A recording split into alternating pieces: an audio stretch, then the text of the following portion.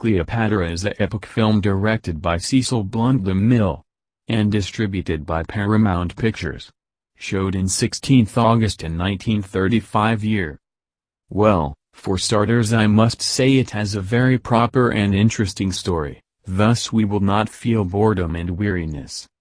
If any one of you saw Cleopatra 1963 or Julius Caesar 1953, you will quickly figure out what the story is, because we see the same iterative elements. Like Caesar's murder, war, Ides of March, suicides, deaths.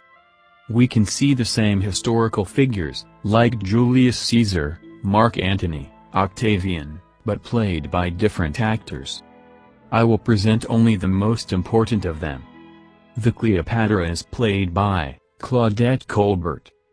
Julius Caesar is played by Warren William. And Mark Antony is played by Henry Wilcoxon. But I will stop talking about the characters, I will focus on the storyline. The Queen of Egypt Cleopatra is banished by his own brother to desert. But she returns to palace, then asked the Julius Caesar to help her to get the throne. Instead, Queen promised to show him a shorter road to India. However, Caesar is not the most important character, we see him only to 38 minutes.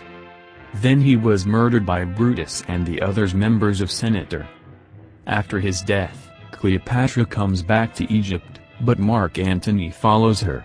Of course they fall in love each other. But when the Octavian finds out about it, he decided to make a war. Mark Antony commits suicide. The desperate queen also commits suicide, to avoid revenge of Octavian. The storyline is fast and quite dynamic. Lots of things are happening, we see a lot of characters and a lot of new scenes. Moreover, the scenes are short but concise. At the beginning I saw a short scene chariots. Later I noticed a real triga. This is second time I see a triga. Am I right, if I will say the trigas must have been famous in the 30s?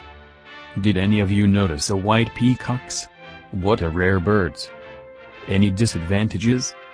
Well, as for me, I think the film is too short. Definitely.